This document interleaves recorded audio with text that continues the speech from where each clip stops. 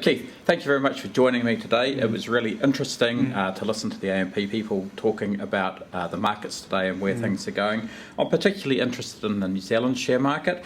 In the past year, it's done a 30.6% return and it's obviously been a standout performer, but in the last quarter that's dropped down to 0.4. What's your outlook for the market for the next 12 months? For the next 12 months, well, we have a positive view on equity markets globally, and we think that'll translate to New Zealand as well. You tend to see the markets move together. It's just you see relative outperformance and underperformance. I think what's been interesting in the last quarter and the last 6 months is you've seen New Zealand equities actually underperform global equities, where last year they outperformed by 10%.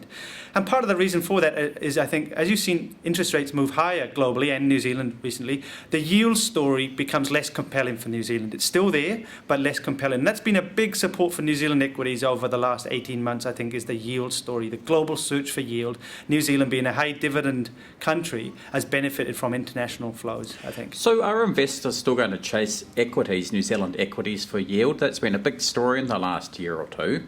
I think they will, but I just think it'll probably be a less of a story. I think the yield will still be there, but it'll be the spread versus interest rates then globally and New Zealand will be less. So at the margin, there'll probably be less demand from a pure yield play perspective then. So one of the graphs we saw today was that, two of the key drivers behind the market has been momentum, so people chasing stocks which are rising, and the expensive stocks, the ones with the high PEs, have been the ones which have been doing really well, and that's quite a small subset.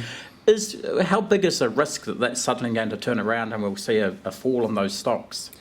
I think it's a relatively small risk from the market as a whole, possibly for one or two stocks. Maybe momentum has got too far ahead of fundamentals. So you may see a bit of a re-rating of a couple of stocks in the New Zealand market, but broadly, because they generally make up a smaller part of the index, if you're a broad investor, I wouldn't be too concerned about that. And there's been a lot of new issues coming into the market. How important has that been in underpinning performance? Well, I think you would think as the new issues come into market, if anything, it should be a dampener on performance because there's a set amount of money that goes into the market, but that money has been coming from the likes of KiwiSaver and maybe some investors whose bonds have matured and they're looking for a higher yield investment and gone into the equity market. So you've seen some support from the flow side, but ultimately I think 5 billion new issues this year. You would think there would be another reason besides the yield argument why New Zealand probably would underperform going forward over the 12 months. And obviously the big issue on everyone's minds about the New Zealand market is what happens with the next state asset sell-off. Do you have any views on that? How hard it will be to get away? I think it'll be a bit harder, but other than that, I think the companies are pretty good companies, aren't they? So I think investors will ultimately step up and invest in them. Yeah, there were some very interesting views around the fact that they've got good cash flows, are very defensible positions. So they're well-run companies. They have a bit of a green tinge to them. So there's a lot to like.